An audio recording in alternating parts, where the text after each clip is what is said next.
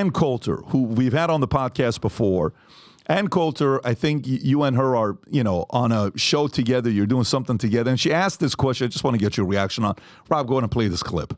That's why I brought on today somebody who I think has some thoughtful perspectives on the future direction of our country, of our conservative movement, and on this question of nationalism and national identity, somebody who I've been fascinated by for a long time. Can you fast forward to when she says it, Rob? Interacted with on social media, but for the first time we're having Is it right here? live form conversation in the offline sense of it. It's Ann Coulter. So, Ann, thanks for coming on, and I'm looking forward to our conversation today. Me too. Thanks for having me. That was a fantastic opening monologue. I, too, am a fan of yours. So I'm going to make a point of disagreeing with you so that it will be fun. You are so bright and articulate, and I guess I can call you articulate since you're not an American black. Can't say that about them. That's derogatory. And that was a great opening segment. Lots of things to talk about there. Oh, and I agreed with many, many things you said during, in fact, probably more than most other candidates when you were running for president. But I still would not have voted for you because you're an Indian. We'll get back to that. Just skip over the racism. But first of all, did you know she was? Because it seems like when you guys are starting, there's a little bit of tension. I don't know if there was like pre-getting started where there was tension or not. Oh, you're pretty good at picking that up, man. So to give you the context here. So I ran this podcast during the presidential campaign. Okay. It was called Truth. Yeah. I took some time off after the campaign, and now, getting back in the swing of things. So we relaunched the Truth podcast, just relaunched it officially last week. So, get that up on the ground. We'd have good conversations. Right. And I wanted to pick on some people who had poked me a little bit on social media or in other ways to be able to, it's kind of boring to just talk about everybody who agrees with the same thing. Right. But let's get a little bit of tension from the left, from the right. So I'll bring Ann Coulter on because during the campaign, I don't remember what exactly she said, but on numerous instances would comment on different ways in which I might not be quite qualified to be president, right? So let's get her on and have a conversation. And both of us are interested in the theme of nationalism. I did not expect she would just kick it off right there, get right into the business. And I think it actually made for a really good conversation, believe it or not. Of course, I disagree with hell like her on that being a criteria to be the U.S. president is her description of whether or not you're an Indian. I'm born in the United States. I'm as American as they come. But I thought it actually formed a really strong basis for an honest conversation that we otherwise don't have. Because her view is that in order to actually be a U.S. president, you got to be even more American, right? So you're not fully American if your parents weren't from the United States of America. And in order to trust somebody, the more generations they've been here, let's say you've been here 6 or 7 generations, you have more of what she would call, I think she did call it in the podcast, a security policy. It's like an insurance policy that that if you're going to put somebody in that high office, at least you know that they've really, really soaked up what it means to be American. Now, I disagree with that.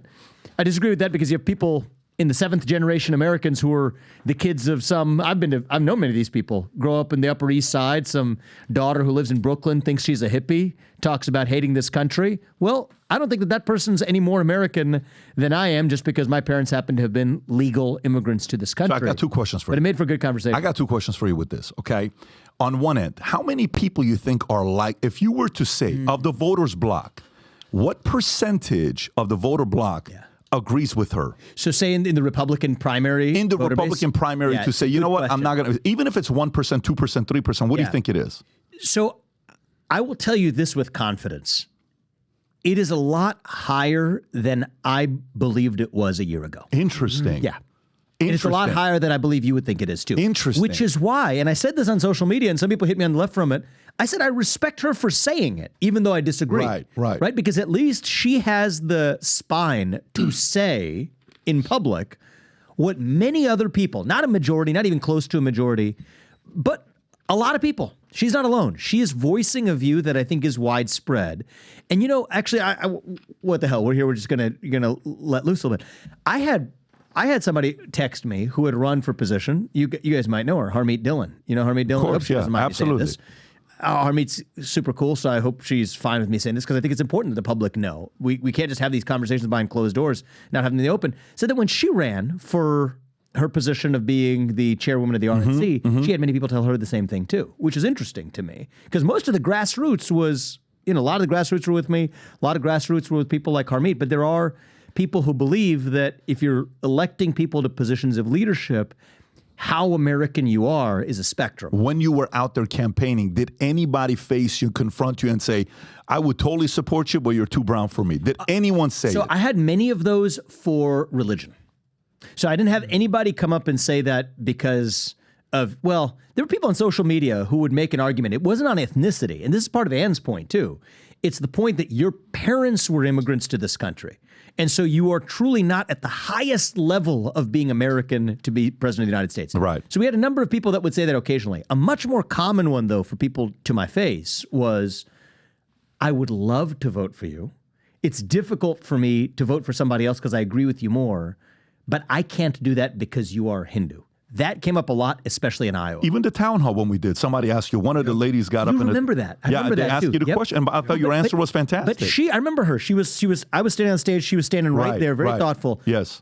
I don't think she was in the category of saying I can't vote for you. No, she didn't say She that. asked a very legitimate question. She did. She said, tell me about your faith. That's right. Because if you're running for president, I got to know who you are. Right. And if your faith is important to you, then in order to know who you are, I got to know your faith. That's different from, I'm telling you though, I will face people in Iowa. There's a pastor in Iowa who wrote an extensive Facebook post. I spent 2 hours with him on the back of a bus talking it through, and he still came out on the other side. As he said, if it is God's will for you to be the U.S. president, I will accept it. Respect. But I can't vote for you myself because I can't vote for somebody who doesn't share my faith. Let me stay on this here. So, first of all, if strategically, I don't know if Ann Coulter wants to sell you some product that Sammy Sosa used. I don't know if you're familiar with Sammy Sosa. Sammy Sosa actually. He whitened his skin, Yeah, yes. the skin whitener. Sammy Sosa. Yeah. has- I didn't know that. yeah. Bleach. I know he's a good baseball He player. used what You Michael can Jackson actually, did. if you're interested, No, we this can is make real. This is a some. real This story. Is a real This is story. not made up. He got his skin to be lighter, so you can go couple shade, lighter.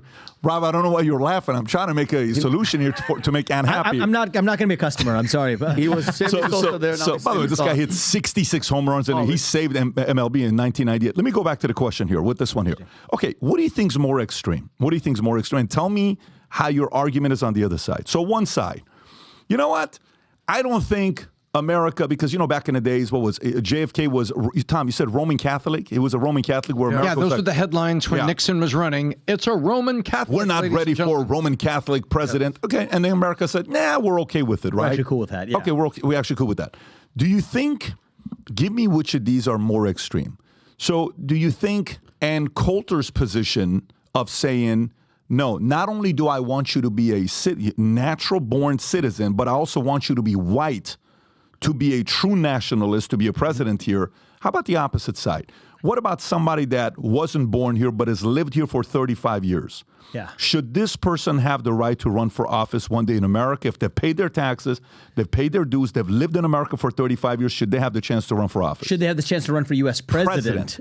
No. You want to know why? Because the Constitution says so. So if you want to change the Constitution. And would you have 2/3 of this country and 2/3 of the state ratify that? That's a separate conversation. Right. But what the Constitution says now is you have to be a natural-born citizen. Sure. And a natural-born citizen, as it's ever been read by courts, as it's ever been read through American history for the last century and a half, is you're born in the United States of America. And so I think the Constitution is a beautiful thing. We don't have to relitigate these questions every generation. Then go with what the Constitution actually says. Then if Ann Coulter is watching, maybe Ann Coulter wants to amend the Constitution and say, naturally born white citizen, right? Yeah. See, with a skin tone that is, maybe be put tears in the skin tone to please Ann Coulter. What do you think? I'm just trying to get some creative ideas here. Biden's father's father are all born in America. I would much rather vote for somebody like this than somebody that's family's been here and ain't doing shit. So if you like this clip and you want to watch another one, click right here. And if you want to watch the entire podcast,